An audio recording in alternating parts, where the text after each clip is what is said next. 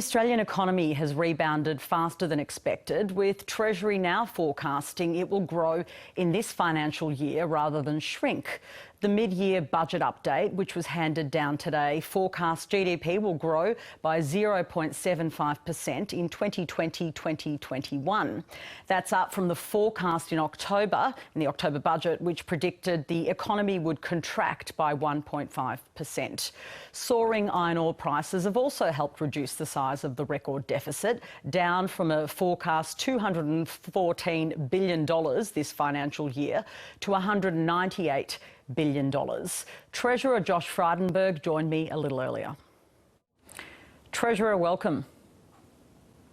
Nice to be with you, Patricia. How much have higher than expected iron ore prices contributed to this result?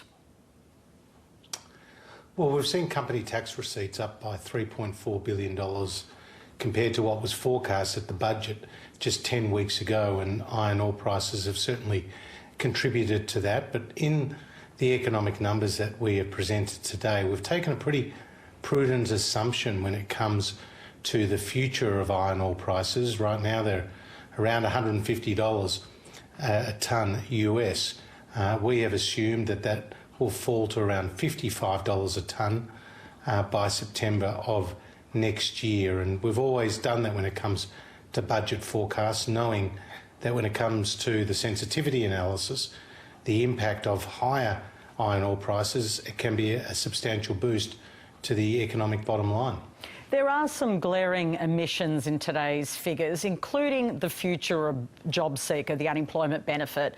That extra top-up money, as you know, is only available until March.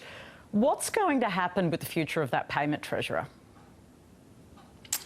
Well, as you say, the coronavirus supplement has been extended to March, and it has provided a vital and important boost to so many Australians who have been doing it tough and who have been out of work. We will obviously continue to monitor the labour market, but the best thing that we can do for those people who are on JobSeeker are to get them into work. And one example of the programs that we've announced to do exactly that is the JobMaker hiring credit, which is focused on young people aged 15 to 34 who have been unemployed but who do need that additional incentive to an employer to take them on. And we are providing up to $200 a week for an employer to take one of those workers on, and that can help reduce the number of people who are on JobSeeker. There's no doubt that there are other programs, but according to your own figures out today, it's going to take 4 years till we get to pre-corona level unemployment. So a lot of people are going to be relying on the unemployment benefit. Should they really be living on $40 a day after March? Well, again, we've put in place the coronavirus supplement, which effectively doubled that safety net. Sure, but it all ends in March, so what happens after? The crisis.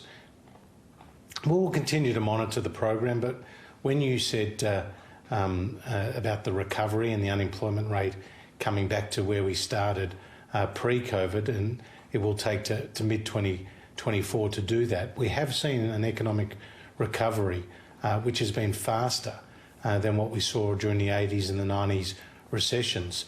On the numbers presented today, the unemployment rate will get back to where it was within about 4 years, whereas with the 1980s recession it took 6 years, and with the 1990s recession it took 10 years. So I'm very hopeful that the labour market will continue with its current trend of strengthening.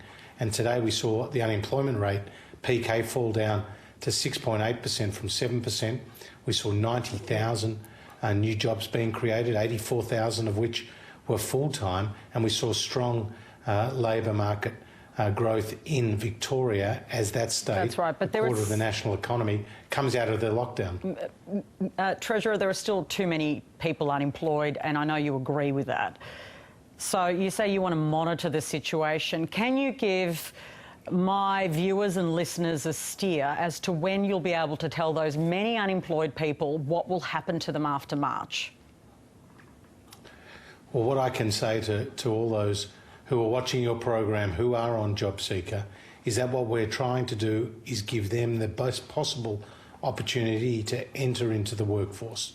And whether it's the tax incentives to boost economic activity, whether it's the infrastructure rollout, whether it's the job maker hiring credit, whether it's the skills packages. Sure, well, that's what we already know. I don't mean that's all to be designed rude. to boost the economy. I don't mean to be rude, but when will they get a steer about what that permanent payment level will be?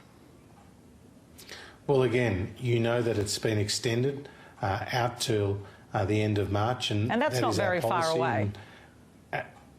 It's only a few months away, but I'm not about to make policy pronouncements this afternoon. I know you're not planning to do that, but when will we find out? That's what I want to know. So when will they get a sense of security about what will happen afterwards? Again, it doesn't matter how many times you ask me, PK, I'm going to tell you the same thing, which is the program of the extended coronavirus supplement is in place until the end of March. We'll continue to monitor the labour market, but what we have done to date is to provide extra support to those Australians who are on job seeker, but also extra support to the economy as a whole to get them into work. How worried are you that states could start closing borders again over the outbreak in New South Wales? I am concerned, but I think such actions would be premature and would be damaging to the economy because the last time we saw consumer confidence fall back was when South Australia put in place its short lockdown, and we know that closed borders cost jobs. The number of cases in New South Wales right now are small. The New South Wales health authorities have proven themselves to be very capable at contact tracing and testing and getting on top of new outbreaks, and that is what we hope they do this time round, and have no reason to think that they won't. And of course, we have to live with the virus because only a vaccine, when fully rolled out across the world, can prevent its spread. But in the meantime, we need to encourage people to go about their lives in a COVID-safe way, and that means having our borders open between states and having people back at work. Has Tasmania overreacted by closing its borders to people from Sydney? Well, I don't think anybody or any state should to move hastily to close its borders. I think what we will see from here on are new cases across the country from time to time, but it's our ability to deal with those cases which is going to really ensure that our economic recovery maintains the momentum that we've seen today. Obviously, today's figures, Maifo, it's all predicated on trying to keep things open, at least internally. What's your message to the premiers, particularly the Queensland Premier? They've made a decision to keep open to Sydney at this stage, but they could reverse that decision. What's your message on what kind of economic consequences there could be if we shut down again? Well, I had the opportunity to join the Prime Minister, my fellow treasurers from the other states, and the premiers and the chief ministers just last Friday, and it was a very constructive and a very optimistic conversation about where the economy was heading. And each of those leaders knew that the economic recovery very much depended on our ability to successfully suppress the virus. So no one is questioning the steps that need to be taken within states to contact trace and to test.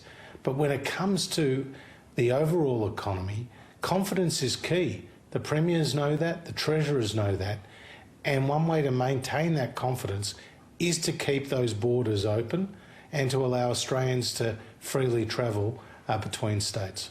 Do you see this recovery as evidence that the economy will be able to afford stage 3 of the income tax cuts? Well, stage 3 is legislated, Patricia, and it's passed through the Parliament, it's law, and it will come into effect. What we have done is brought forward stage 2, brought forward by 2 years, as well as adding in what is called an additional year of LMITO, a low middle income tax offset.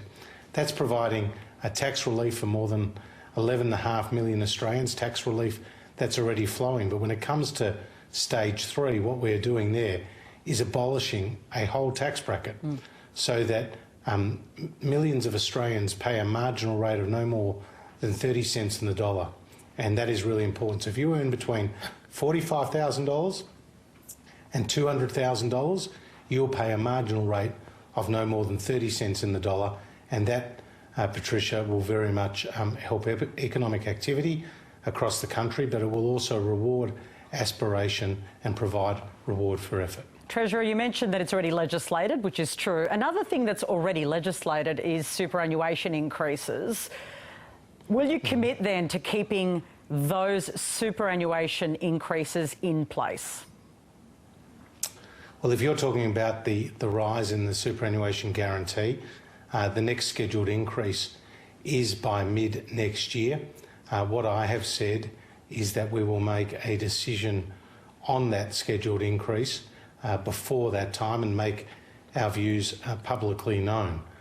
We've just had a retirement income review which did point out that our retirement income system is sustainable, it is sound, it is effective, but we also have seen from some quarters, including the Reserve Bank Governor, this retirement income review, the Grattan Institute and others, a point that they made, which is that there is a trade-off between wages and the increase in the superannuation guarantee, and those are issues that the government will continue to consider. And what's your instinct on this? You're obviously forming a view given the time frame, which is again quite tight.